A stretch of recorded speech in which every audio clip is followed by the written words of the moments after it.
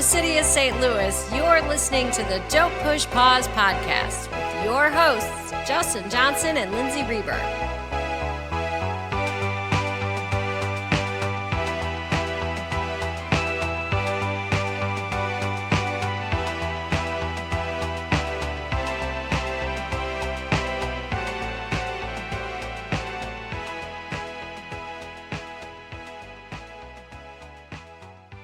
Welcome to the podcast. What a big episode, Justin.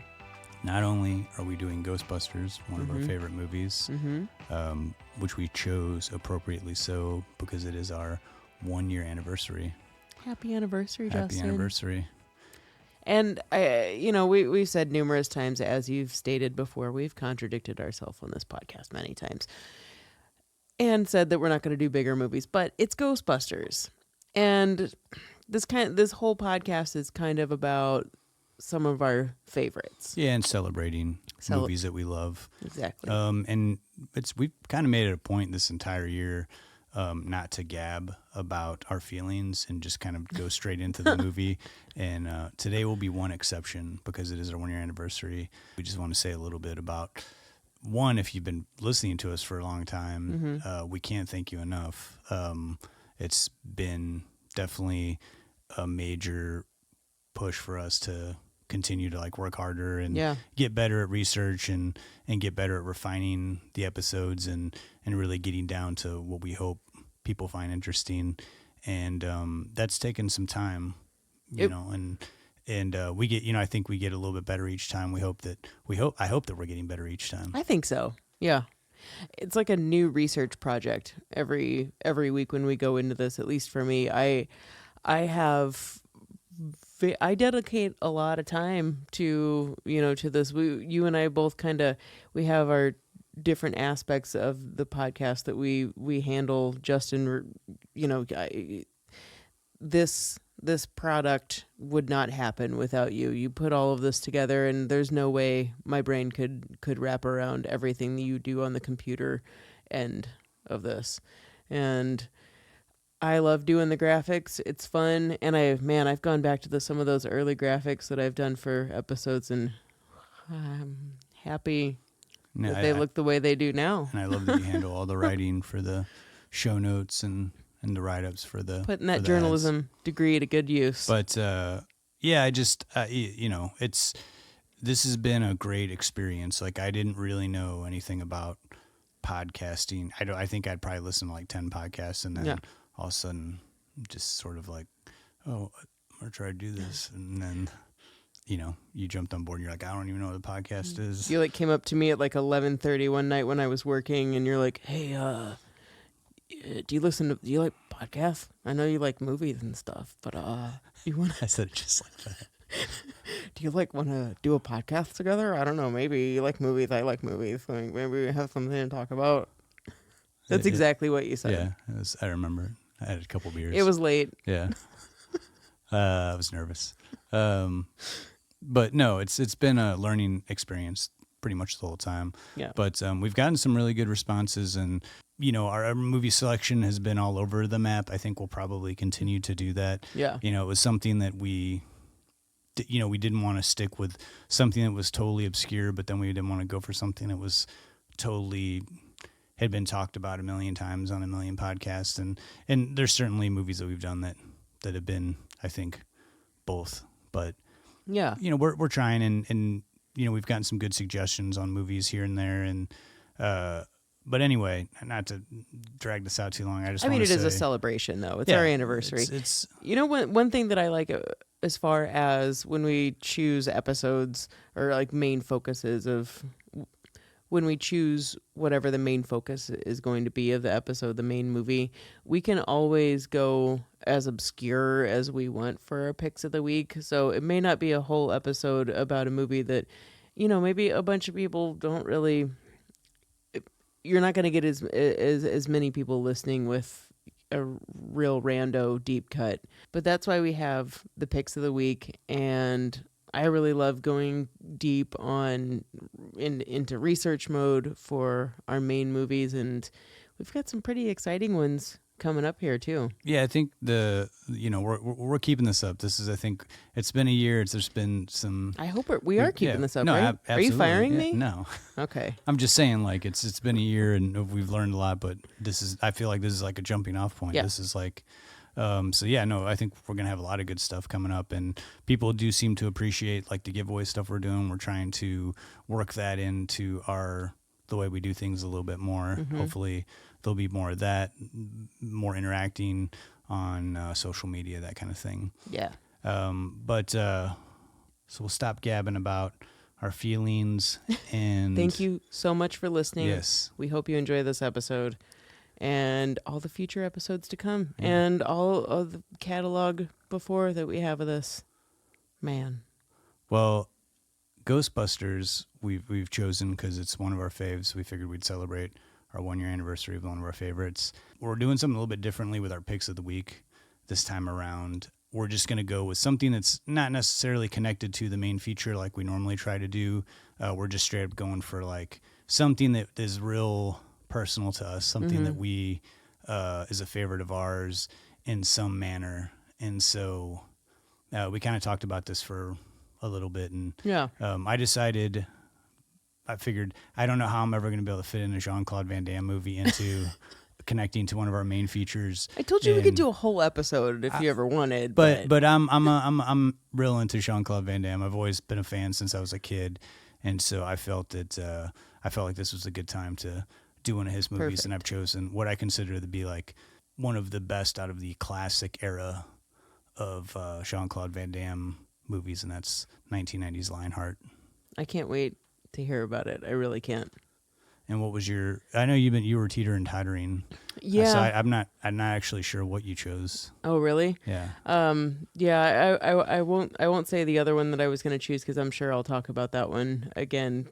But I went with Romancing the Stone, which has been a favorite of mine since I was a youngster, and I finally settled on that one because it was raining all kind of last week and a half a little bit.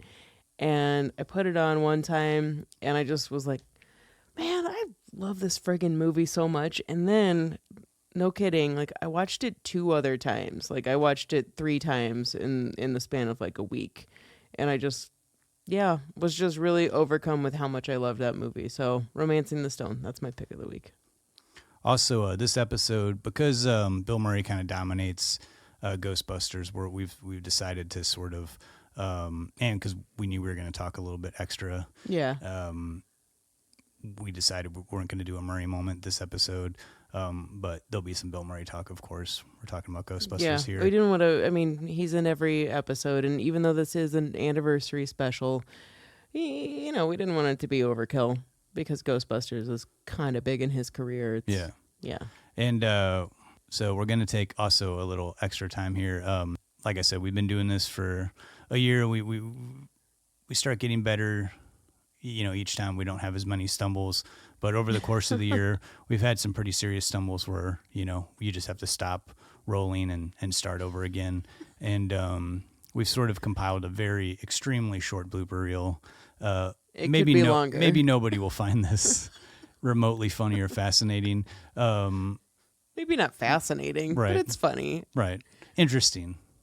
If you guys only knew some things, tiny blooper reel, but man, some of the conversations that are cut out of our talks, it's just... Which I think is good. It's good. And it's great. And we always, I will say too, we've tried to make it a point this whole year to not be dropping F-bombs left and right, which is something that we do in our normal lives. Yes. So I will say, it's a conscious choice to do that on the podcast. But I will say these bloopers, some of that didn't quite happen, and that's why they were cut out. So it was a little bit of language. Yeah. So we'll go to this quick little blooper reel. I think it's 2 minutes long, and we'll come back and we'll start talking about why we're talking about Ghostbusters. I'm glad you just didn't put one together that's just me saying, "Oh, F me," over and over again, because I don't know how many times I say that. Yeah, there was plenty of material to do so, but I went kind of light. Here we go. So we'll try to get all this in here. It's a lot to talk about with the cast, but we'll try to do this as briefless as we can. It's briefless? Did I say I that? think you said briefless. Weird. It's probably the whiskey. And the pistachios. Probably the pistachios. Vincent Gambino is coming down from Jersey and shaking things up in Alabama. And he learns a lot about being an attorney and Learns about grits. learns about grits.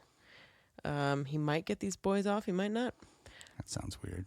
Fuck. Okay. All right. Learns about grits. I'll just pick it up from there. So my nickels. Oh my God. So wow. I can't say Mike Nichols, apparently. Let's move on to our picks of the week. Hey, Let's move on to our pick of the week. It's our picks of the. Is it our pick of the week? Yeah, you're right. It's our picks of the 'cause week. There's two of us.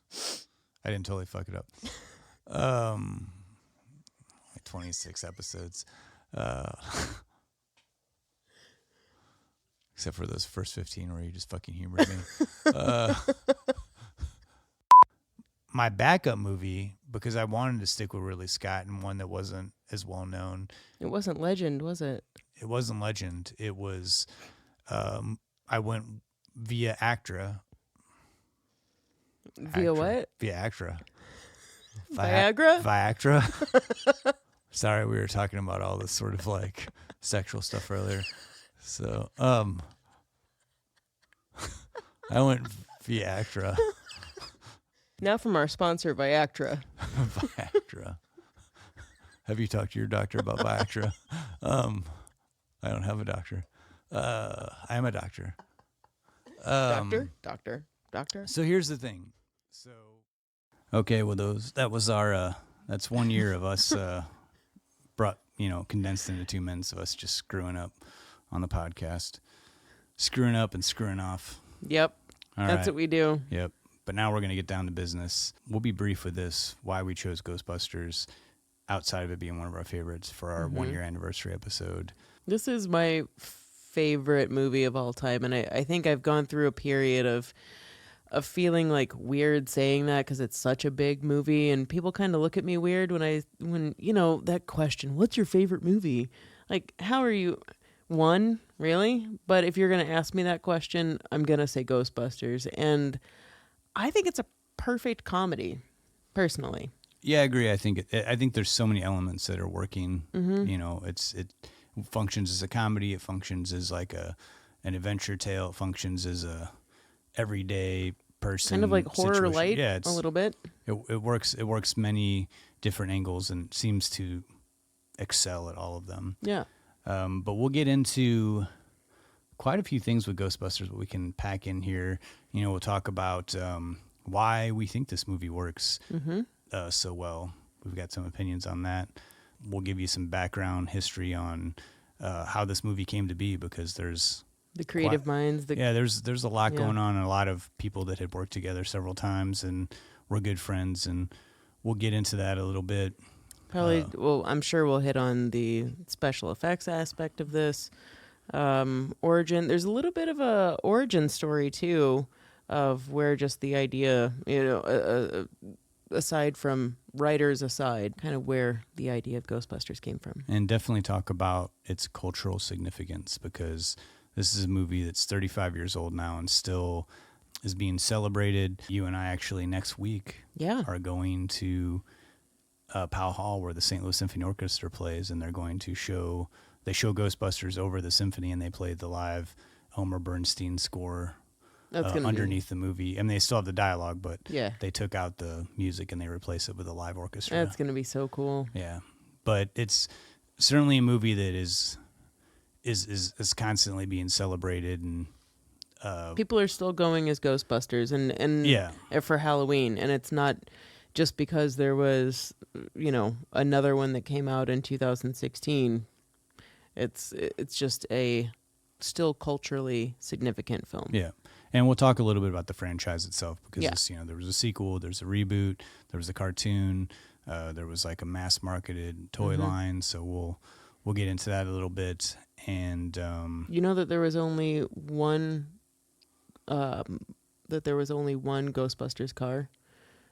Like there wasn't like a few of those hearses that were. I didn't know that. Yeah, it broke down finally in Ghostbusters 2.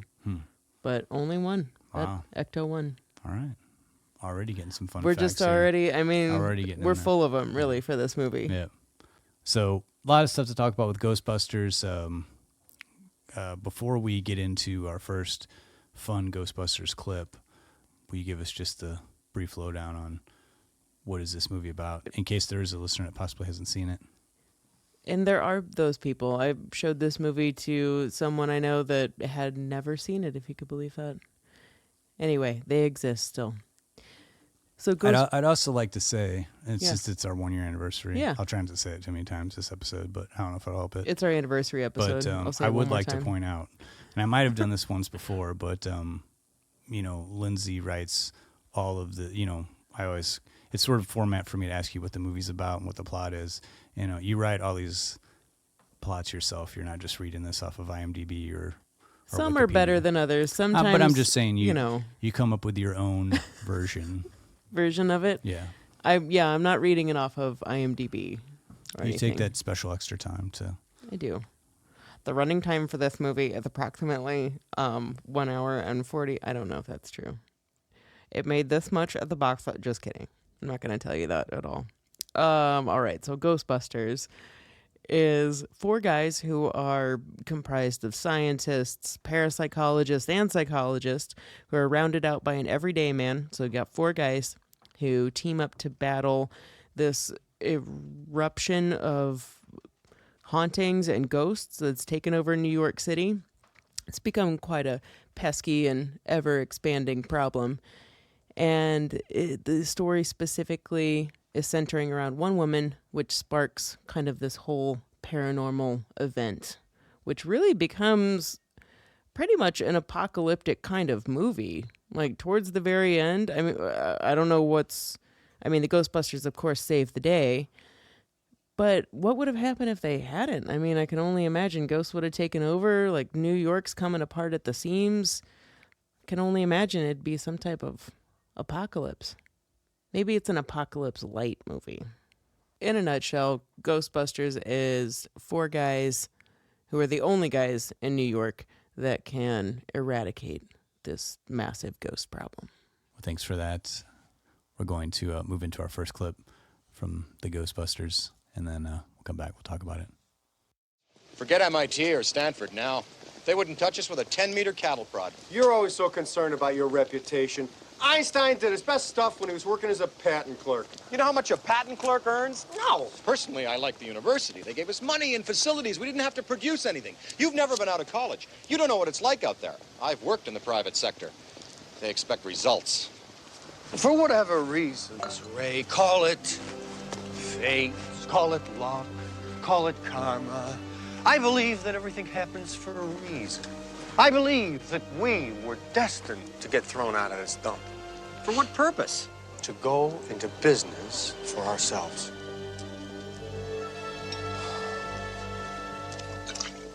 This ecto-containment system that Spengler and I have in mind is going to require a load of Brad to capitalize. Where are we going to get the money?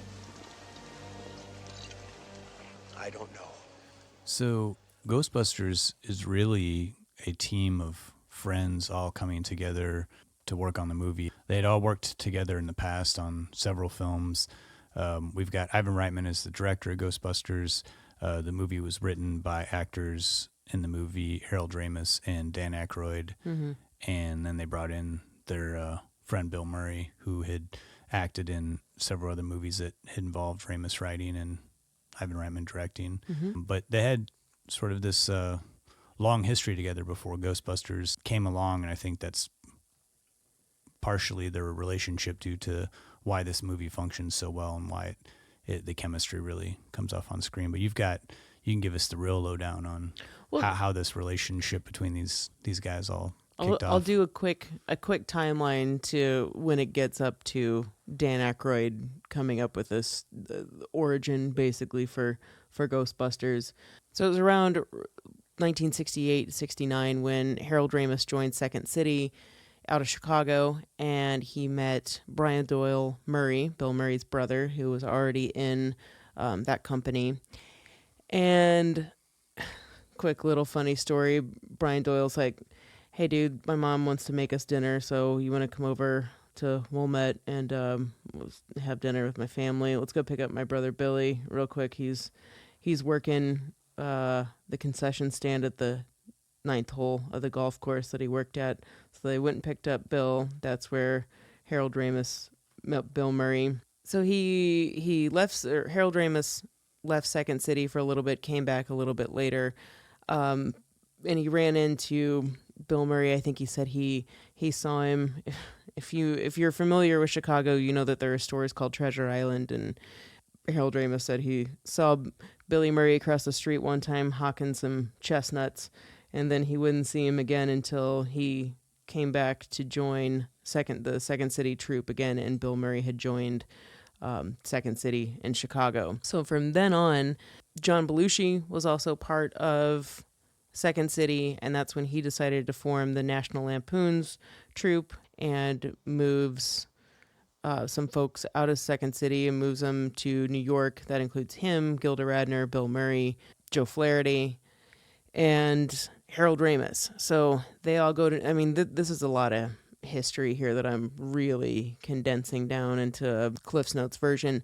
So they go to New York, and that's where Ivan Reitman gets mixed in, and he wants to produce an off-Broadway version of the National Lampoon's radio show, or National Lampoon's Radio Hour, National Lampoon's show. So Ivan Reitman is wanting to produce that, and that's where he kind of meets everybody for the first time. And there's a funny little story about how he came into, just kind of snuck into like a rehearsal of the National Lampoon's troupe with all of these people who were, this was before Saturday Night Live. This was before these people were blowing up, but they were huge personalities and all inwardly knew that they were all good. And so Ivan Reitman's hanging out in the back and just, cracking up at what these guys are coming up with. And then he, in his infinite wisdom, is like offering some suggestions and saying, what if you, did this that way?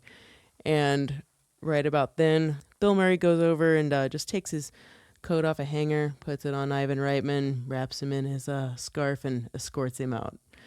Anyway, everybody was cool and chill after that. Of course, he went on to produce that. And then pretty much not everyone, but a lot of those National Lampoon's folks were chosen by Lorne Michaels to do Saturday Night Live. Harold Ramis was not one of those. And from that point on, Ivan Reitman kind of grabbed on to Harold Ramis, asked him to help write Animal House, which Ivan Reitman produced. And let's see, then they went on to do Meatballs together. Harold Ramis worked on the script, Ivan Reitman directed. Then there was Caddyshack, which Ivan Reitman produced, did not direct. Harold Ramis directed and co-wrote along with Brian Doyle Murray. Then there was Stripes, which, God, it all jumbles together. And then there was Stripes that Ivan Reitman directed and Harold Ramis wrote. And then let's see, then we had Ghostbusters, and it was Ghostbusters 1 and 2 in 89. And that was kind of where the last Ivan Reitman collaboration, and then the last collaboration of kind of that trifecta or some mixture of them was Groundhog Day with Harold Ramis and Bill Murray. And prior to all that, I was just going to add, because I found this kind of interesting, that Ivan Reitman came to the U.S. from Canada, but early in his career, his first two big producing gigs were that of producing the very first two features from David Cronenberg, Shivers and Rabid. Yeah, just kind of wild. Yeah, Ivan Reitman, if you weren't familiar with this, he did a little bit of dabbling in some horror movies. Maybe you need to revisit some Cannibal Girls featuring Eugene Levy. Was that Ivan Reitman's first film as a director? He was the executive producer, and I know he directed. I think it might have been his first direction. I'm going to confirm that real quickly. Okay. I'm just. But all these guys were very comfortable. By the time Ghostbusters came along, they were extremely comfortable. And this movie actually came together within like a 1-year period. Like they had pitched the idea to the studio. Dan Aykroyd had like a different version of what became Ghostbusters, because it was originally supposed to be like John Belushi and Dan Aykroyd movie, Yeah. and then John Belushi passed away. But Ivan Reitman still liked the story, so he said, "Can you change it?" So he changed the story. They were going to cast different people, and Ivan Reitman pitched it to the studio as a $30 million budget, and he got a green light. And as soon as he got the green light, they all met up at...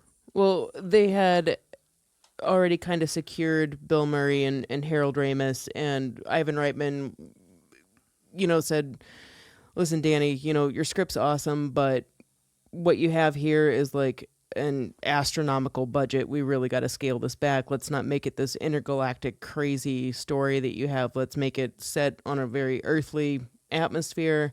And once we scale that back, I'm gonna see if Harold Ramis is interested and help you kind of rewrite this." And Dan Aykroyd was really receptive from what I've gathered. Yeah, I read like all three of them, Harold Ramis, Dan Aykroyd, and Ivan Reitman, all stayed in like Dan Aykroyd's one of his houses and like worked diligently for like 3 months. But They all went up to like Martha's Vineyard and like. Well, what I was saying before is like this went really fast. I mean, from the time they got the green light, it was 1 year and change, I think, from going from idea to script to finished movie. Yeah, there was the script was not at all finished. But I think that's a testament to these guys being so comfortable with each other, knowing each other's talents and how to work really quickly, but also pull off something that was like legitimately good and funny. But it is hard for me to believe that this really was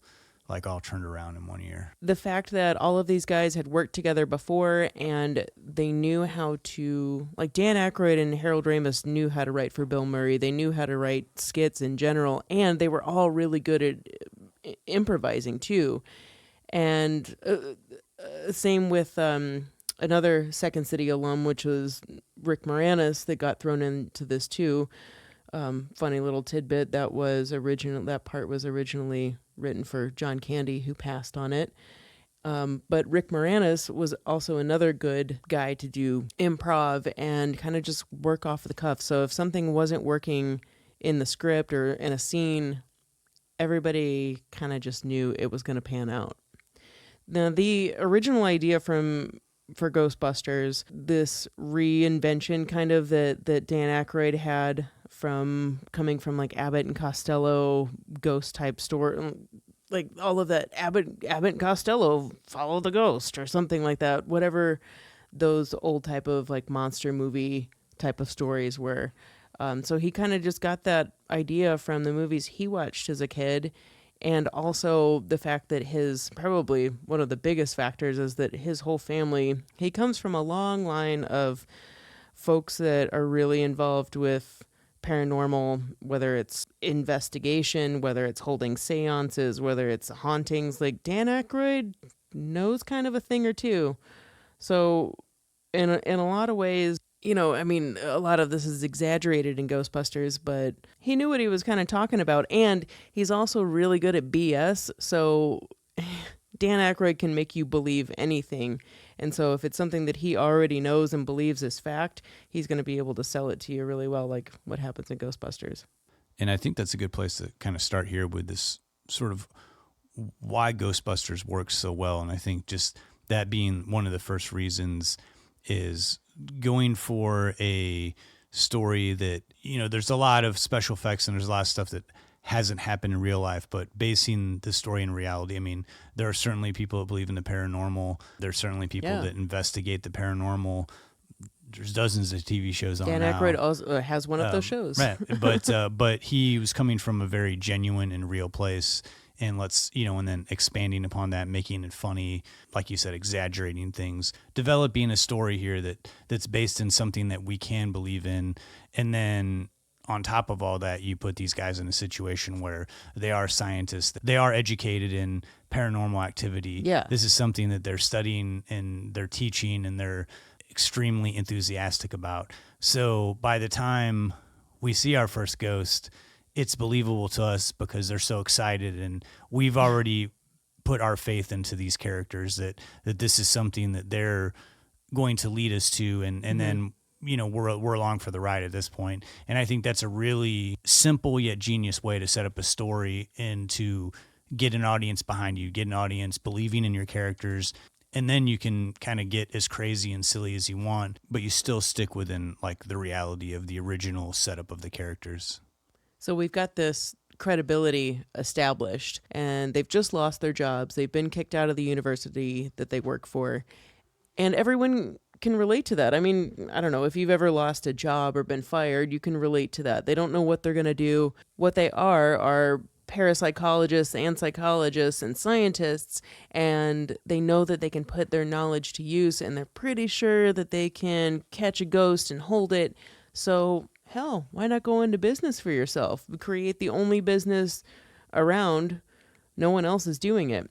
So this is kind of a story about starting a small business, a black comedy about it. And I think whether or not you have done that yourself or not, you can relate to that. We go into these mundane details with these Ghostbusters of taking out mortgages and loans and all of these details that seem really boring, but all of these things are further establishing, without the audience even knowing it, that you're just buying into who they are. So then when we get to something that you might not believe in, that being ghosts, you buy that that's what they're doing without even realizing that you've just accepted the reality that ghosts exist and that they're taking over New York.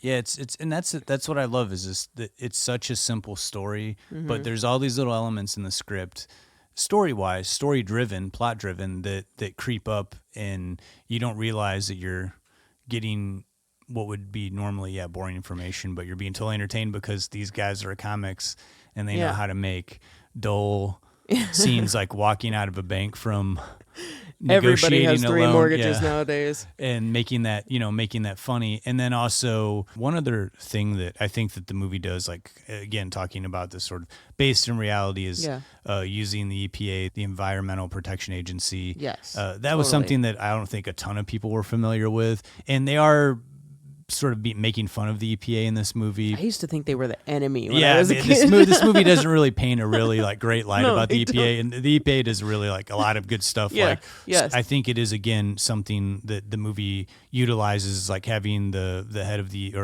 having someone that works for the EPA come in to question like their containment unit, and then also like it leading to them talking to the mayor of the city and like having to get approval and the permission to do what they need to do to save to the city. I think bringing in all those elements that are sort of, these realistic situations that would need to happen for a company to function this way. They would need that permission because they are doing something that is relatively probably illegal. Yes. And then they kind of, even though, again, it's played for laughs in this movie, they continue to implement these real life situations to keep the story grounded in reality, so that way when this other stuff comes along, you're not just like, this is just the silliest thing I've ever seen in my life. And yet again, one other thing that helps you buy into the universe. What I wanted to also kind of get into is that the universe of like Ghostbusters, like exterminators of ghosts, they've gotten some gigs of busting ghosts, but there's also this change in the story when we introduce Sigourney Weaver's character. I think in like a movie that if this wasn't a comedy, like in a weaker film, this total tonal change could have really like derailed a lot of the humor, but they're able to shift the story to, I would say, somewhat scarier, serious tone, and then also somewhat serious / silly tone, but still maintain that, these guys are going to come and try to save the day. And then also on top of all that, involve this sort of like quirky love story between Bill Murray and Sigourney Weaver. It's like the perfect love story because it's like not, but it is. But to me, it's wild because, they already had a good thing going. They already had like a solid story. They've got comedic actors. They've got funny bits. They've got funny scenes. But they didn't stop there. They continued to add and add and add to this movie. And I think that's why it's so successful, because it is very broad. You have all these elements all these genres mixed together. And a lot of times it doesn't work, but I think that there was like a confidence, there was like a talent behind it to where, you know, they kept pushing forward and these guys said, you know, they felt like they were making a good movie. There wasn't this sort of thing like, well, we hope we're doing all these crazy mixing of genres. They felt like everybody felt like pretty good every step of the way, and they knew right away. Like I think they said when they first screened it, like right away, they were like everything's working. Like when they first screened it without any special effects, they were like, this is actually working. Like people were like applauding at parts of the movie. Yeah. The original script, a lot kind of changed since Dan Aykroyd's original version, but basically the original version picked up right where Ernie Hudson's Winston Zedmore comes in, and the Ghostbusters are already kind of like tired and, you know, been doing this job for a while, and then Winston comes in. But everything that we've been talking about is like the setup to this movie, and I think that is totally what this movie needed in order to get you involved in that world and that setup.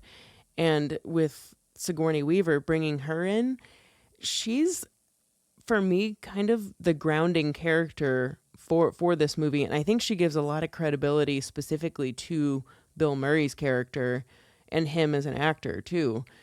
She plays off of everyone very well, but specifically the chemistry between those two, Sigourney Weaver just adds this legitimacy to it even furthermore. And what her character goes through, that being she starts getting haunted in her apartment, weird things start happening, and then she becomes possessed. I just think that her character is the grounding point really for the movie and kind of the catalyst for everything else that happens. I totally agree. I think that, she absolutely is the one story that we can focus on. Like we have all these ghosts, that we do a montage where there's all these different hauntings going on all over the city. But we focusing in on one specific conflict that the Ghostbusters can conquer, and her story involves, that all the way to the end. I also wanted to say, like, she was like I think she said something like she was the Catherine Dumont to their Marx Brothers, which is basically they are kind of the Marx Brothers. And that's the thing I was going to say, like, as far as like, and we'll get talk a little bit about cast coming up here after the second clip, but these three guys in the beginning of the movie being friends and all being comedians themselves, like if you watch the scenes in the beginning, the way they're blocked out, I think it can be dangerous getting three comedians together sometimes, because if everybody's trying to go for a laugh, it can almost like cancel each other out. And there's a few movies I've seen, I won't name names, but where I feel that that's kind of happening. In this movie, everybody is getting across their own humor, but they're not stepping on toes. Like they're letting Bill, when they do scenes, they're letting Bill Murray do Bill Murray, but Harold Ramis, has his scenes of quirkiness. And then when Dan Aykroyd's there to really turn on the charm, his comedic charm that he has, where it's like his gullibleness, his innocentness, nobody gets in the way of that. They're able to let each other do their thing. And I think that that's something that what a good actor will do, let each other breathe, let each other take turns and work with each other to make the overall scene funny. I think that this can be boiled down to one golden rule of Second City actors, and that is when you get on stage, your job is not to showboat, it's to make the other guy look good. So if everybody's making each other look good, then it's going to come off well, even if the material is complete crap. So I think that's really what comes through so hard in this movie. And I think a perfect example of this is just watch closely the scene where they finish busting their first ghost when they've contained Slimer and they're talking to the hotel manager. Watch everybody individually in that scene. And then also when Sigourney Weaver first enters their office and is talking to the Ghostbusters, just watch the blocking and how each person reacts. Everybody's doing their own thing, but they're all working together. And it's great. And sometimes it's fun because I'll just watch one person versus the other, but it's great the way that they're doing it. They've just got such great timing. Well, we'll go to another clip. We're going to come back. I know that we did not talk about Ernie Hudson's Winston Zedmore. We don't want you to think we forgot him, but we just have a special section specifically on his character, and there's a story to that. We'll come back. We'll talk about that after this clip. I'm Winston Zeddemore, Your Honor. Look, I've only been with the company for a couple of weeks, but I gotta tell you, these things are real. Since I joined these men, I have seen shit that'll turn you white. Well, you could believe Mr. Pecker. My name is Peck. Or you could accept the fact that this city is headed for a disaster of biblical proportion. What do you mean, biblical? What he means is Old Testament, Mr. Yes. Mayor. Real wrath of God type stuff. Exactly. Fire and brimstone coming down from the skies. Rivers and seas boiling. 40 years of darkness, earthquakes, volcanoes. The dead rising from the grave. Human sacrifice, dogs and cats living together, mass hysteria. Enough! I get the point. What if you're wrong? If I'm wrong, nothing happens. We go to jail, peacefully, quietly. We'll enjoy it. But if I'm right, and we can stop this thing, Lenny, you will have saved the lives of millions of registered voters.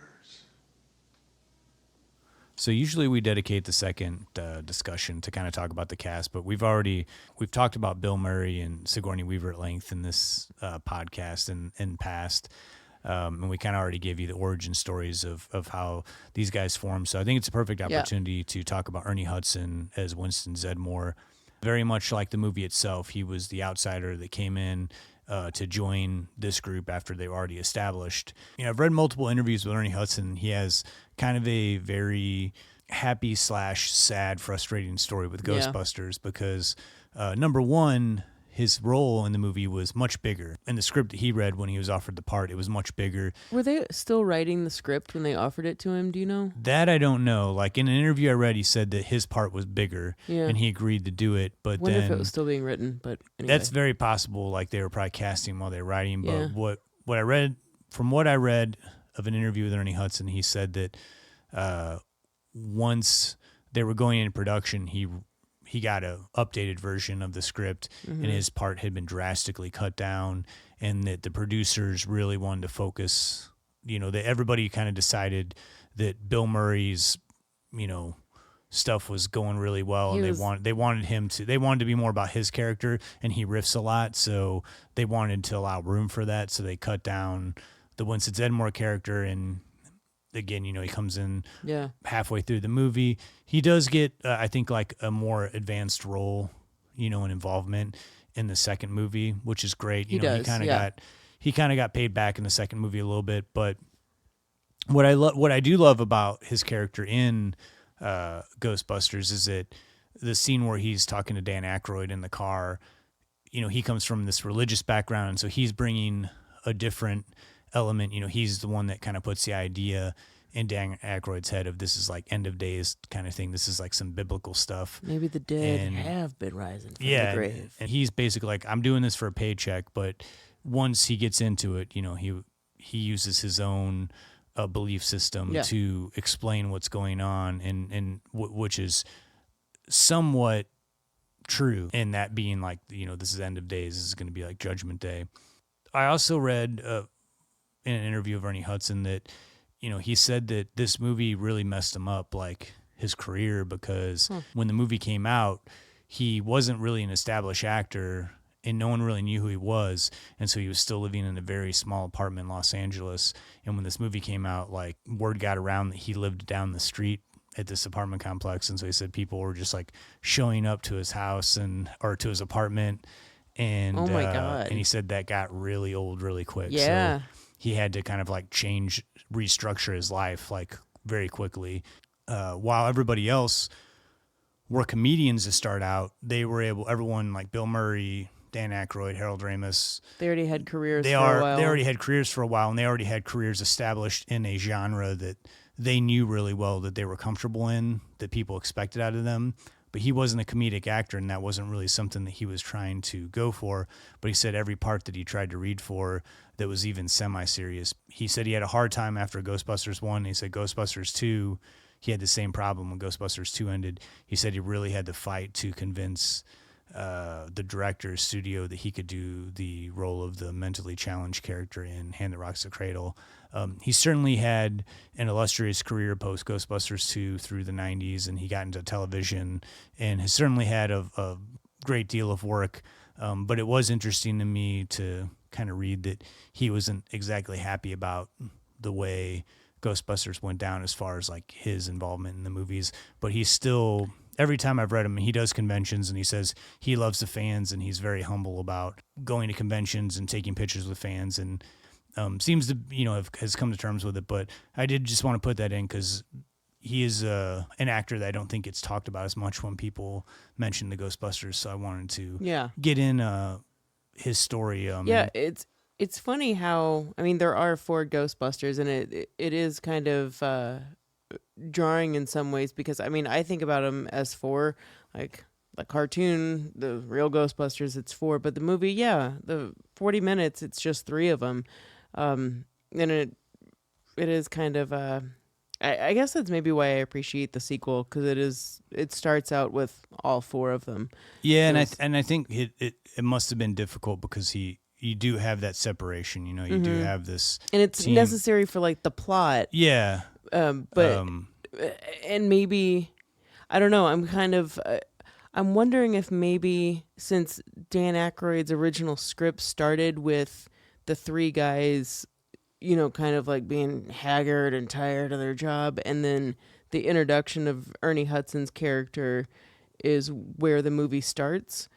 I'm wondering if why his part was reduced so much was because they added all this pre-story, like the Ghostbusters origin story. Yeah, I so guess. much stuff happening before the actual like second kind of plot subplot kicks off. I meant to add this too. I also read that he wanted to do the voice of Winston in the real Ghostbusters cartoon that came out in it ran from like 1986 to it was like 5 or 6 years, like 1991. Yeah.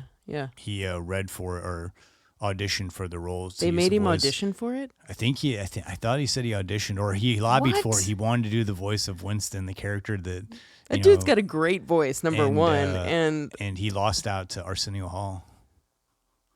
That's just silly. But so it's like he seems like he a tough go with Ghostbusters, which is a bummer. It was a bummer to read, but it's interesting. I wanted to kind of relay that information because it is something I didn't. I mean, maybe it's carnal knowledge to most people that are Ghostbusters fan, but something I didn't really know about till maybe a couple of years ago. Yeah, I've always really enjoyed him, and I've also, whenever I've seen him in anything, I have thought of him as Winston Zeddemore, and that's because I've loved Ghostbusters. But him in Leviathan, he's great in that, and I've mentioned this to you before. I don't know how many times I've seen Congo, but he's kind of like the highlight, him and Bruce Campbell.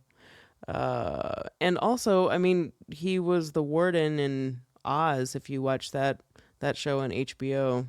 So he's had a few pretty good gigs, but yeah, I can see how it'd be a love-hate relationship with Ghostbusters, or just feel like he kind of got, rubbed out a little bit. So we'll keep it moving on. We want to talk really briefly about just the franchise of Ghostbusters. The sequel came out 5 years after the original. Like I said before, there was a cartoon. And then, of course, there was a reboot in 2016. Mm-hmm. But really quickly, so it's like it took 5 years to make a sequel, which in my opinion is in the 80s was like a little bit too long. A little too long to do a sequel. But they had a hard time getting Bill Murray to sign on to it. There was an interview I saw where he was asked if there was a sequel, and he was like, "Oh Lord, I hope not." And similarly, Harold Ramis was interviewed at the time when Ghostbusters came out and asked about a sequel he had just gotten done doing National Lampoon's Vacation, and they asked him if there was a sequel, and he's like, "There is a sequel, but I'm not doing it. I don't believe in sequels." And so that to me was like, I wonder if that's an indication you wouldn't want to do Ghostbusters 2. Yeah, I think for the longevity of the Ghostbusters franchise, it's been Ivan Reitman and Dan Aykroyd who have been always sort of like enthusiastic duo that have really wanted it to continue. But I've never gotten the drift that it was because Harold Ramis or Bill Murray or Ernie Hudson, anyone felt any, like they didn't want to ever be viewed as a Ghostbuster again. Nothing like that. I mean, Bill Murray still shows up to random things in a Ghostbusters outfit. The man doesn't need to do that. So I think that there was a lot of love for it, but it was because they knew that they created gold with that. But nevertheless, there was a script that was come up with. Ivan Reitman was doing or signed on to do the sequel, and everybody, all the same characters, came back for Ghostbusters 2. And I watched this movie day before yesterday. You know what? I still love this movie. And I think I read so many things about, people saying that it just wasn't as good as the original. Well, nothing is ever, there's hardly any movie, hardly any sequel is ever going to be better than the original. And the first one, Ghostbusters, was gold. And I feel like while I do love the sequel, people typically want a sequel to be bigger, badder, just like way more epic than the first one. But the first Ghostbusters was that. And the second one is much more personal. It is, I mean, the Ghostbusters are out of business.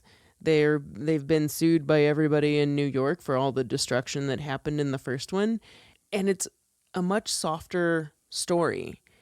And I don't think that there's anything wrong with that at all. The story itself is totally fine, but when the crux of your whole movie is that even the mayor of New York kind of makes fun of it in the sequel. Like, you want everybody to be nice to each other. Like, it's about positivity. The whole second sequel, how they defeat the ultimate evil, which is, whatever, the guy in the painting, Vigo the Carpathian, whatever, kind of a lame villain, but whatever. Anyway, when it's about being positive, that is never, ever, ever going to get an audience to think it's better than the original. Yeah, and I feel a little bit differently. I don't have as much love for the sequel as you do, but I've certainly, it has grown on me, and I feel like in a general sense it's grown on people. Like, I feel like there's not as much animosity toward Ghostbusters 2 as there was like 20 years ago. I don't think there should be any animosity. I don't either, but I do, I feel like, again, we said it's like it came out a little bit, it was too much time. I've never really enjoyed the fact that they're so separated. I mean, the whole thing that made Ghostbusters 1 so enjoyable is like they were such a team. We open on such a down note where they're all separated and then they feel like forced together via plot. It is very true. Yeah. And, the beginning, it's like I'm just waiting for them to get back together. Yeah. And, I don't like that about it. But I think that Age has done the movie well. I do think that now, like looking back, that we know that this is the only two movies we're ever going to have that have these same characters, and it is a nice companion piece to the original Ghostbusters. And I think that it is. And now I kind of appreciate the fact that they are separated. That's what I didn't like about it. But in some ways, I do like that it takes a realistic view of like what happened in these guys' lives, and because it did take so long for the movie to come out, it does make sense. Like, here's what's happened in the last 5 years. It's like there's a reason for it. There's a reflection on the characters, and like the first one, it does, like, again, like I said, stays within like a realistic sense. And the relationships seem strained in this movie, but happens, in real life. Friendships come and go, and I think that they were tapping into those things in the script, but it just at the time it came out, I think, like what the majority of audiences wanted was these guys who are best friends battling a new monster, battling a new situation, which does eventually happen in the movie. But it only takes them like 15 minutes in movie time. I understand to get back together. But just it's saying. Yeah. But I think, like, again, I think this is a movie that has that the time. It's getting like its fair shake finally, and I'm glad that there's this companion piece. I'm glad these are the two movies we're always going to have. There was a lot of work that went into like a Ghostbusters 3 that would have come out in like 2010 10. It was like in the early 2010s. And I don't know if I would have yeah. want to seen like these characters age and grow. I mean, I don't know like what was left to be told, but you did track down some information on Ghostbusters 3. Yeah, there was. And there was, I mean, this was like seriously going to happen. Like it was, before. Yes. Before, if they could have got Bill Murray on and Yes. before Harold Ramis passed away, but there was a lot of work that was put into making Ghostbusters 3 happen. Yeah, there was pretty much from what I can understand, a pretty fully formed Ghostbusters 3, and Ivan Reitman and Danny Aykroyd were really after Bill Murray, and I think it was Reitman, he had sent the script to Bill Murray, and he finally called him up and was like, look, did you get a chance? And Bill Murray said to him, look, man, I've read part of it, and it's nothing against the script. It's nothing against the story or anything like that. I don't want this to continue. And it is directly because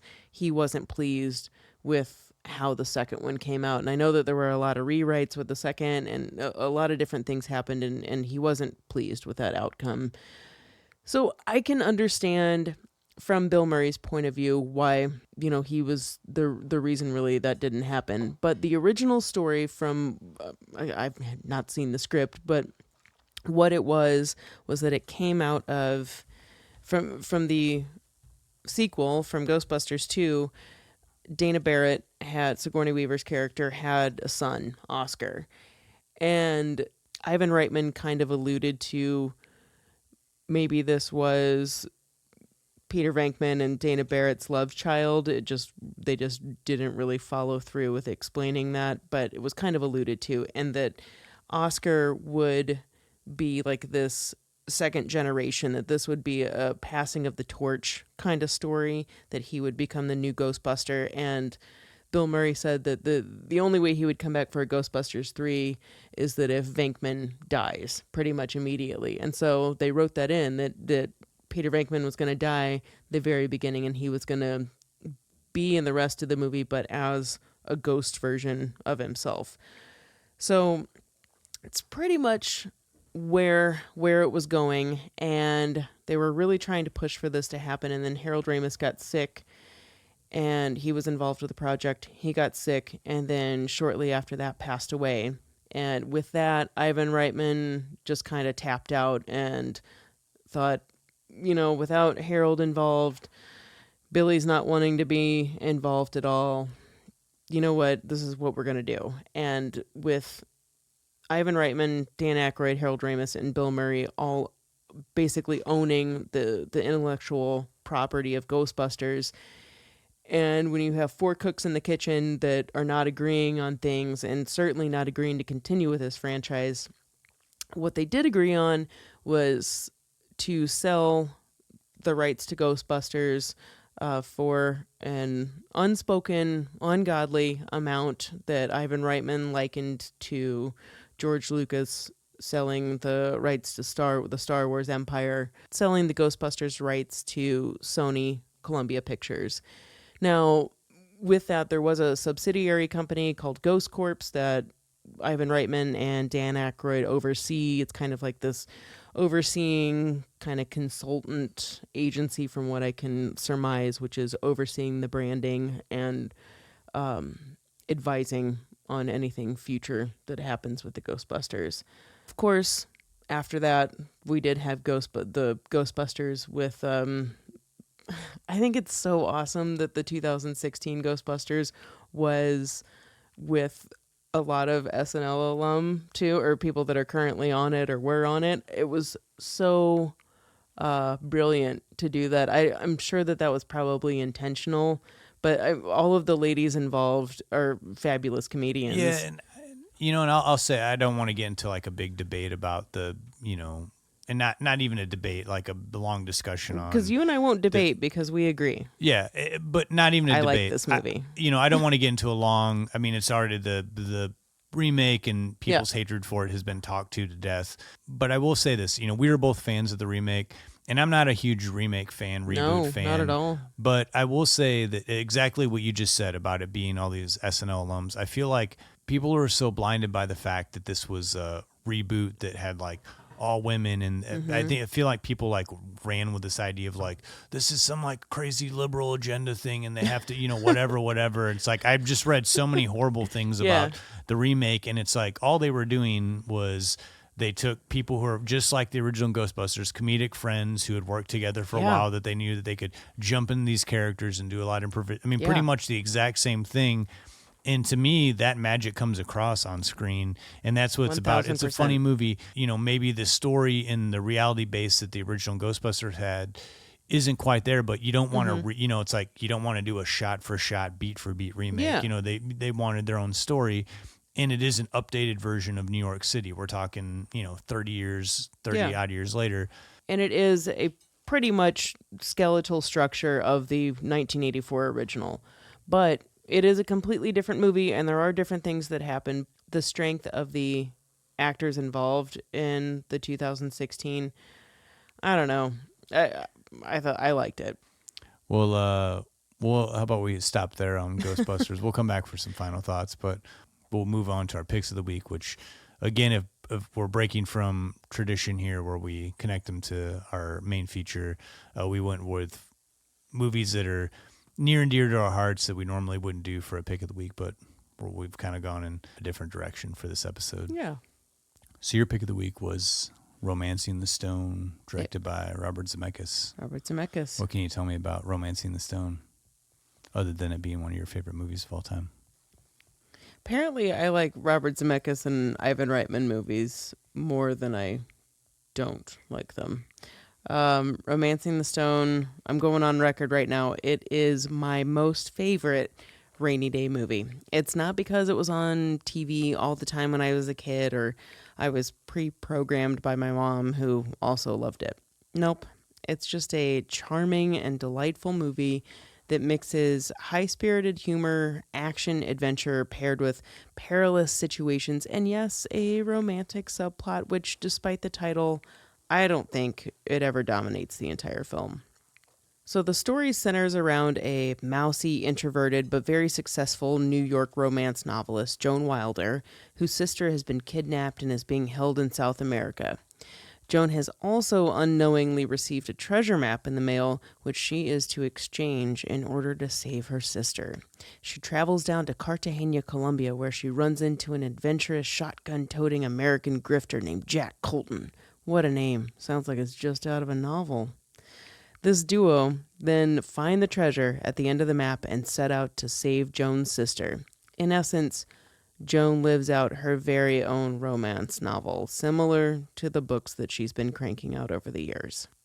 Kathleen Turner, the star of our episode 14, Serial Mom, Michael Douglas, the star of our episode 4, Fatal Attraction, and their longtime buddy, Danny DeVito, who everyone knows nowadays from It's Always Sunny in Philadelphia, but I hope you all know Danny has had a giant career before that show. I hope everyone knows that.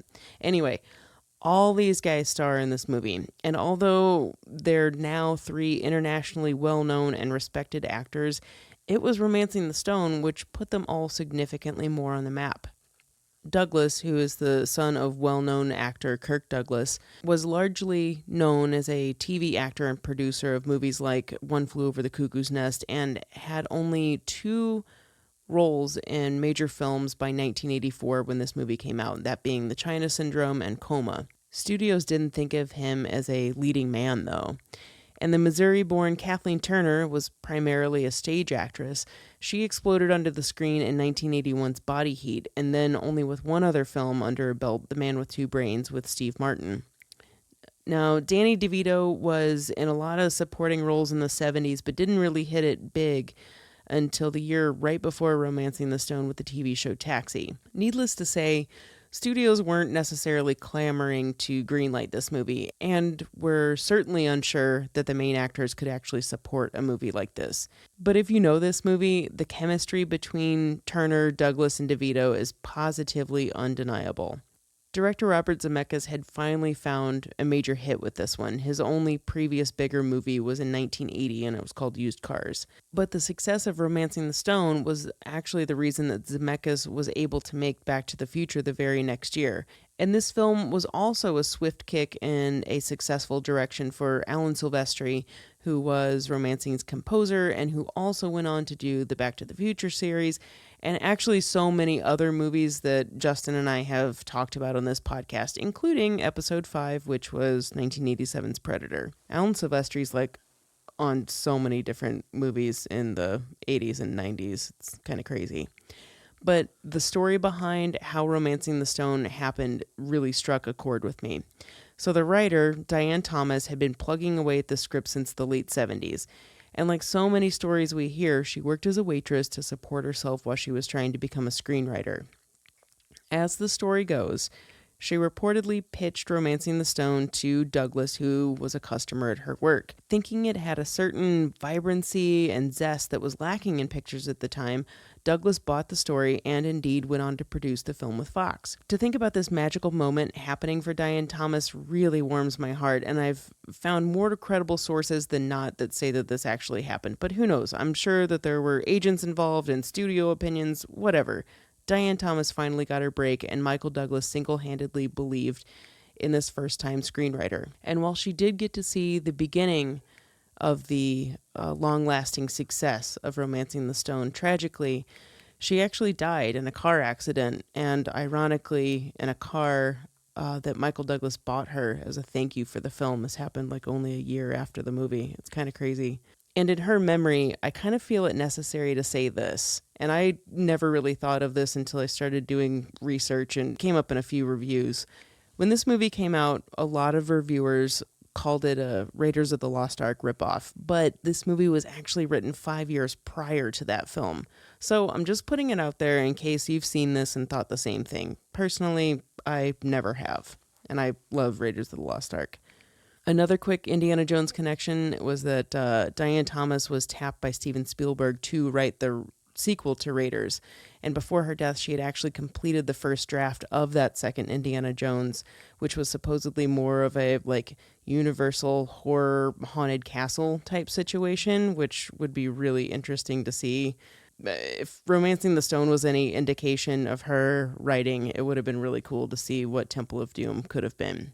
So I know we got a little off track there, but Romancing the Stone will forever make it into my top movies. I don't know. I can't even say top 5, top 10, top whatever.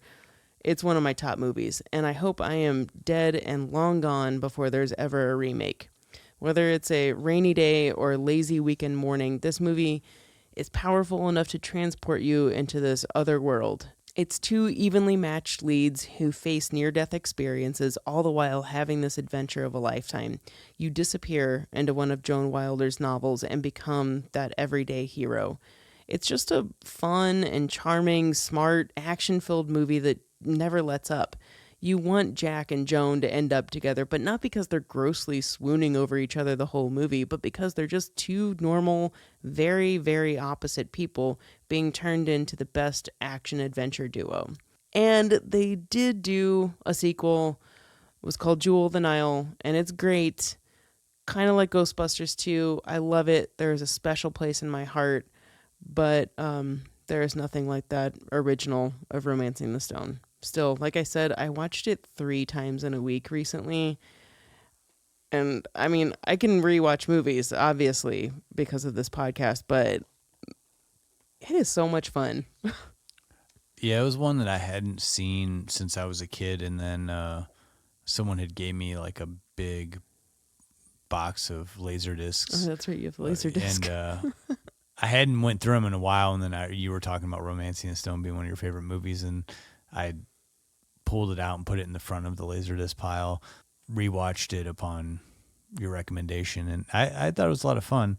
I didn't really remember too much about it, you know, and I mean, it was a fun movie. It felt like dated a little bit, and I didn't remember, I'm used to a different version of Michael Douglas, you know, in my mind. Like, oh, what version of Michael Douglas? You know, like a more like stoic, like, yeah. A different, you know, he kind of plays more of a, he's very straight. Yeah, he's like rugged. He's like I guess I guess I'm used to seeing him more in like a suit and like Yeah. being in like a more like a One of the white collar like version of Michael himself. Douglas victim quadrilogy. Yeah. I films. think that's where more I remember Michael Douglas from. So it was interesting to seeing him in like a different light. But no, I thought it was a fun movie, and Robert Zemeckis certainly like a director who can handle, these like sort of big scenes and keeps a story entertaining. Yeah, I never get tired of this one. They're just it's all really great actors, and at the beginning part of their careers, I mean they're all still going today, but it's just such a fun movie, and a lot of good sarcastic humor and lots of good one-liners too. It was a good pick. I'm glad you went for something that was near and dear to your heart. It is very, very near and dear to my heart. I really want to know. I mean, I know about your love of Jean-Claude Van Damme, the one and the only, but I want to hear about Lionheart. I knew I wanted to go Jean-Claude Van Damme, but I didn't know what movie I wanted to pick. And initially I was going to go Bloodsport, but I just felt like, that is a classic, but I wanted to kind of like step outside of that. I do think that there's this like classic Jean-Claude Van Damme period. Bloodsport, which was his breakout movie, and then Kickboxer. Those are very big overseas, but he wasn't necessarily like an American star. And then in the 90s, I think Lionheart was the movie that kind of kicked him off into becoming box office star, like action star. And I consider this to be like classic 90s Van Damme. I kind of feel like classic 90s Van Damme begins with Lionheart and ends with 1995's Sudden Death. It's a very short span of movies.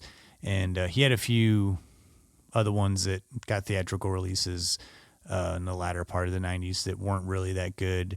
And then he kind of like sort of went into the straight to video action star, which most action stars do eventually, it worse than, and they go straight to video. But I've been a dedicated Jean-Claude Van Damme fan. I've watched those movies through the 2000s and even ones that he's done recently. And there's some of them are pretty bad, but there's a few that came out in the 2000s that I think are worth looking at. Replicant being one that I would definitely recommend checking out.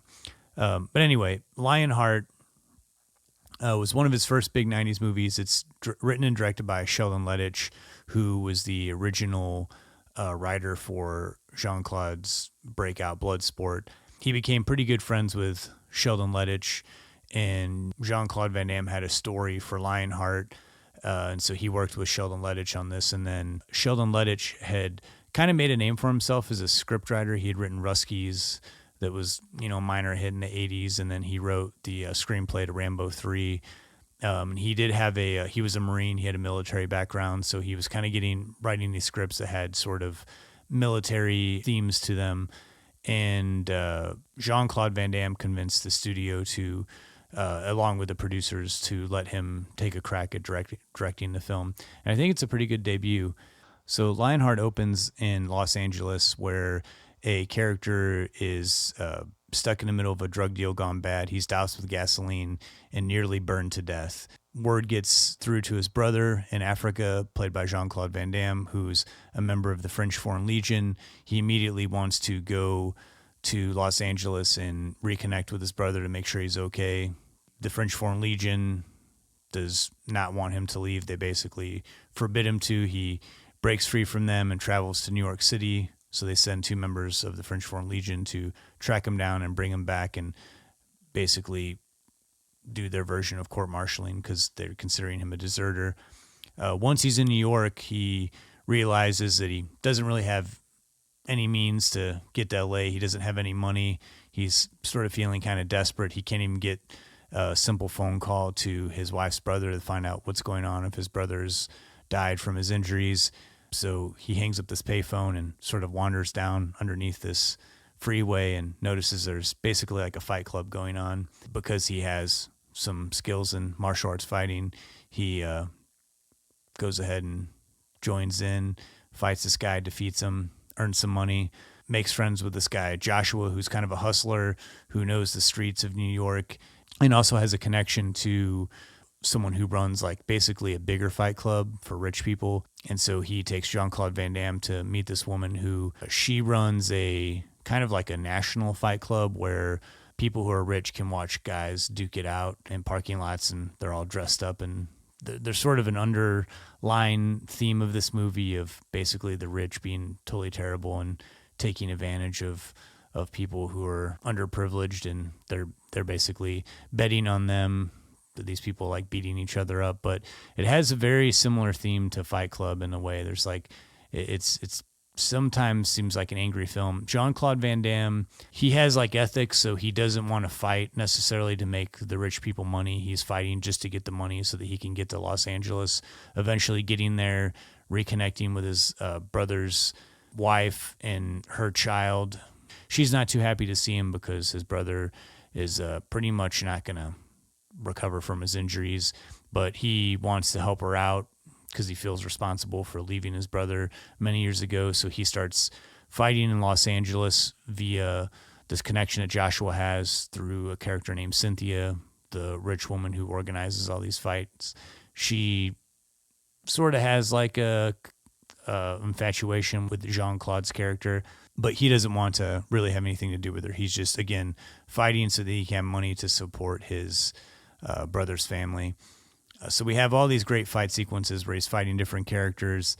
She dubs him Lionheart because his name is Leon. He's French, but Joshua, the guy who's managing him now, says that he has a heart like a lion. So he's been dubbed Lionheart. Many great little fight sequences here. It's very much Sheldon Lettich borrowed from his script of Bloodsport. That's very similar, where he's taking on different opponents. Once they move it to LA, there's a lot of interesting sequences where they're fighting, or where rich people would go. There's a fight in a racquetball court. There's a fight in a swimming pool that's like half full of water. And Jean-Claude Van Damme becomes like sort of like the top dog in this underground fighting circuit. But a lot of people are making money off of him. You know, all these people are making bets on who's going to win. Eventually, they pit him up against this guy named Attila, but they try to trick him, and this guy Attila has like basically like injured and killed a lot of people. So they show him a videotape. Cynthia organizes it to where she shows him a edited version of this guy Attila that doesn't make him look as strong. So she wants to basically hustle all these people into betting their money on Jean-Claude Van Damme, but while she's going to secretly bet all her money on Attila because she pretty much thinks this guy's going to kill him. The movie basically then goes into like the biggest Rocky ripoff that I've ever seen, where he's fighting Attila. He's just taking the worst beating of his life, and even his manager Joshua has bet against him. He continues taking a beating until eventually he turns around. Even the French Foreign Legion guys that want to take him back are there in the audience. They're going to like return him back to his home, but even they start cheering for him, even though they hate him because he's taken such a punishment. But then he starts fighting back Attila and eventually defeating him. The movie ends with a totally Hollywood happy ending where the French Foreign Legion basically say that we're going to let you go. You can go be with your brother's family. And his friend Joshua, who manages him, feels terrible about the fact that he betted against him. And the woman, Cynthia, who's been sinister through this whole thing, gets her punishment because she's conned all these people out of money. So it kind of it all ties together in this sort of dumb, happy Hollywood ending. But the whole movie is fun. It's totally enjoyable. If you're not a Jean-Claude Van Damme fan, this one isn't going to turn you around and become a super fan. Through Jean-Claude Van Damme's career, a lot of people seem to make fun of his accent, much like they do Arnold Schwarzenegger, and they have a problem with it. To me, it's never bothered me, but I will say Jean-Claude Van Damme's not the greatest actor in the world, but I do think this was his first movie where he attempted a little bit of acting. He really plays like a brooding character. He doesn't say a whole lot, and I think it works to his advantage. But again, this isn't a movie about acting. This is a martial arts film. There's a lot of great fight sequences. I think this is one of the first few movies in the Van Damme fight sequences where they don't do the whole thing in slow motion. They kind of let him do his actual like kick and move. And then when he connects with the opponent, they have the opponent fall in slow motion. They don't do the entire thing in slow motion with like slow down sound. And I really appreciate that. I like a fight sequence that shows it in real time. But overall, it's pretty good. Sheldon Lettich also did a movie directly after this with Jean-Claude Van Damme called Double Impact, which is also a lot of 90s fun. But Lionheart has always come back to me. I think Bloodsport and Kickboxer are great films. They're among my favorite of early Jean-Claude Van Damme movies. But Lionheart to me always has like this special, like again with Romancing the Stone for You, a special place in my heart. It's one I always go back to. It's one that I really is like my favorite movie to unwind to. Like if I've had a rough day and I just want to see Jean-Claude whip the crap out of somebody, I'll put on some Lionheart. Fun fact about this movie is that it came out so well. This was a very low budgeted movie for an action film. I think it was around like $5 or $6 million. The movie came out so well that the producer said, you know what, they were going to do like a really sort of cheesy synthesized score for like no money. And they decided to hire like a composer with like a real symphony to compose the music and put like $500,000 into the music budget because they were kind of shocked at how well the movie came out. And I think that the music lends, you can tell that this movie was like the first Jean-Claude Van Damme movie that had a little bit bigger of a budget. And it certainly is the movie that I think turned him on to a major portion of American audiences. I have seen Double Team that's on the latter end of his career. And man, I totally want to see Lionheart too. I've really been wanting to see Bloodsport because you've talked about it a few times. But I really like the way that the story is sounding. And why do people have a problem with his accent? That's like always been a draw for me. I mean, he's very handsome and he's exceptionally talented. Yeah, I think it's just I just when I see comments about reviews of those movies, and I'll say there was his accent's great. Yeah, I will say if I can't remember when I was looking up reviews.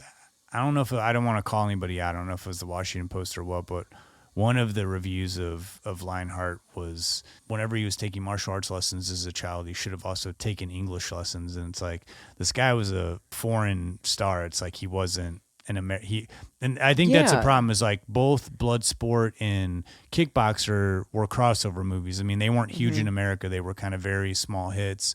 It's just a lame criticism. It's like someone's accent. And speaking of him being handsome, I do think that Lionheart is it's one of his more handsome performances and one of the few where they do the whole I think later in his career was known for like showing his butt, but there was in Lionheart there is that I think that's one of his first movies where she's watching him and then he takes his towel off and like goes into the bathroom. They do the full on back butt shot. Perfect. Well, I'm definitely sold now. You know, I do really like Street Fighter too, but I was a sucker for like Street Fighter and Mortal Kombat, but I liked Street Fighter. So those are our picks of the week, favorites of ours: Lionheart, Jean-Claude Van Damme, Romancing the Stone with Kathleen Turner and Michael Douglas. Man, couldn't get further apart than that, huh? It's pretty, it's pretty big difference. This one's gone on longer than usual, but that's okay. Did you have any final thoughts on Ghostbusters before we wrap this thing up? Our 1 year anniversary of Don't Push Pause. Any final thoughts? I have a lot of thoughts on Ghostbusters. I don't know what my final one would be. If you asked me to do any line of dialogue from the first or the second one, I could tell you. I could do it for you. I've seen you when you went down, when we were watching it, when you went down to get another beer, you were staying the lines as they were appearing on the screen as you walked down the stairs. So you heard that, didn't you? It was like word for word. Yeah. Timing was pretty good too. You know the movie well. I'd never question it. I didn't think that you had. Do you have any final thoughts? I think just in Ghostbusters in general, again, I'm excited that we're going to go see this next week with the St. Louis Symphony Orchestra, and I do. It's going to be so cool. I do have a pretty real looking Ghostbusters outfit that I might bust out for if it's not super hot out. Dude, you're going to put on your uniform? Yeah, I've got Yeah. Yeah. Oh, I've got the Egon. I've got the Egon uniform. I was thinking about how, man, we didn't even talk about any of the special effects. We didn't. Wow. Okay. We had so much going on. Man, I did, I thought of special effects because back before they had full-on costumes, Ghostbusters outfits, and I had one of the first round of toys, back in the 80s and stuff. But when I went as a Ghostbuster for Halloween as a kid, my parents were so sweet. For a proton pack, and I think you can buy the inflatable ones or actual, replica proton packs now. My parents took a board and put some ropes through that board and then super glued 2-liter soda bottles and spray painted them black. That's awesome. Glued them on. That was my proton pack when I was a Ghostbuster as a kid. I love little homemade kid outfits. I was always really proud of that one. I think that costume was reused. I guess my only final thought on Ghostbusters would be, and I think St. Louis kind of claims Harold Ramis a little bit. He went to Washington University. He went to WashU and gives a little bit of a shout out to St. Louis with the very top of the building that Sigourney Weaver's character lives in. The actual building is in New York, but it's only about 20 stories tall, but the actual very top portion that they climbed to was modeled, was actually a matte painting, but that matte painting was modeled after a building that's right here in St. Louis. Yeah. They did a lot of, I think that's so cool. I'm going to go look at it now. Yeah. It's like 3 blocks from here where we record. Maybe we should walk the dogs down there. Maybe we should. It was a lot of really cool matte paintings in this movie. Like when they eventually did move from New York to a soundstage in LA and did, some filming inside with a 360, backdrop of just like a matte painting of New York with these like twinkle lights to, work as lights. But all of that in that final scene is totally a painting around them. I think that's so amazing. The special effects in this movie are, aside from whenever Rick Moranis and Sigourney Weaver are turned into dogs, whenever they have to move, that's a little, but the dogs themselves are awesome looking, and I think the ghost effects still work really well. Yeah, I think it was a good time for effects. It was like the perfect blend of optical and practical effects, like working together hand in hand. Yeah, and the fact I think too that Ghostbusters was given so much access to film in New York, I think is something that doesn't happen very much anymore, or at least with as much freedom. And Bill Murray and Dan Aykroyd were legends in New York. I think they could have probably gotten away with everything, and by the time Ghostbusters 2 rolled around, everyone in New York was happy to work with them. But there's so many things that happen in Ghostbusters. Like there's one of the scenes where all 4 of them are like trotting down the sidewalk and running in like one of the montage scenes. They're actually being chased by a security guard at Rockefeller Center because they weren't supposed to be filming there. So they got away with a lot of fun things. Also shut down a good portion of Manhattan for quite a few days. I think Harold Ramis said something like during rush hour, a good 60 blocks from like Manhattan to Brooklyn, something like that, was shut down, and people were very annoyed by it, including this happens in New York. You just see like random people that are famous, including Isaac Asimov, who's a well-known science fiction writer, and who Dan Aykroyd saw him and was like, whoa, Isaac Asimov, and totally went over and like introduced himself and was like, hi, I'm Dan Aykroyd. And he's like, we're filming this movie. And Isaac Asimov's like, you're responsible for this? All of this like, clutter and like everyone being inconvenienced. And Dan Aykroyd's like, yeah. And he's like, this is a disgrace. I can't believe this is disgusting. I can't believe you're part of this.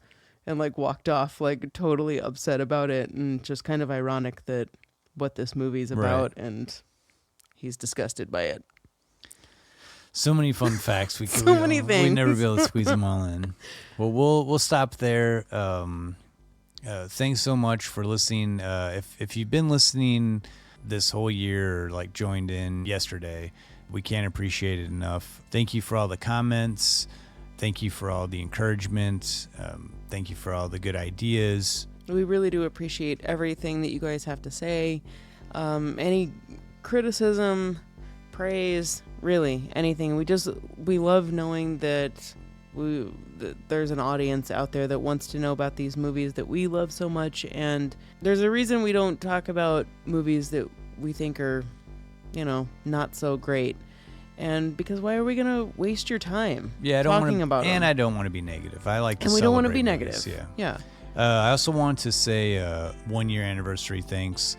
to Mary Timmel for doing our introduction, Matt Pace, who did our music, Bull Shoulders, who did our logo that we use. These are all elements, people that helped us when we first started out. Justin Hayward. So many thanks to Justin Hayward for doing so many segments this year for us. All good friends and we got and a great family supporting that, cast in this one. Yeah, all good friends and family that really didn't know what the heck we were doing. We were just kind of starting out and joined in to help make this thing as professional as possible. And thank you, Lindsay, for all the hard work that you do. I can't imagine doing this with anyone else or without you in general. Man, all of the editing, everything that you do, thank you, Justin. And I'm so happy to be a part of this. It really is. It's the job I don't get paid for, but it's my most favorite job in the world. I agree. Well, that wraps up 1 year of Don't Push Pause. Oh my God. You can always get a hold of us directly, don'tpushpausepodcast@gmail.com. Our website is still alive and kicking at don'tpushpausepodcast.com. We're most active on Instagram, Don't Push Pause Podcast, and Facebook, Don't Push Pause Podcast. We will be doing another one of our giveaways for our 1 year anniversary, so check out our social media for that. It's going to be a fun one. Our next movie, we are going to take just a slight break, not too long. This is a bi-weekly podcast. We're just going to take an extra 2 weeks off here, so our new episode for season 2, our first episode for season 2, will premiere on June 4th. Oh my God, our second season. Our second season of Don't Push Pause will begin with Repo Man, which Perfect. is one that I've been wanting to get in here forever, and I'm glad it's going to be a fun one just to watch together. You got your VHS girl painting of Repo Man right over there. That's true, I do. Right over there in the Hanging studio. on the wall. So that'll be up next. Wait, Justin, do you remember that time that you came over to my house and we were just working on your laptop and our first practice episode was Monster Squad? And as bad as we were, we still were like, you know what? We should still kept continue to do this. Still kept doing it. Dude, I'm so glad. That was over a year ago. That was a long time ago. That was a long time ago. Man, thanks for letting me be part of this. Yeah, thank you for trusting me and being willing. We're gonna have to have a hug now. Yeah.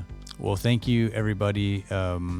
It's been a fun and exciting year, and I hope we have another strong year with a lot of movies that we love, a lot of discussions that we hope that you love.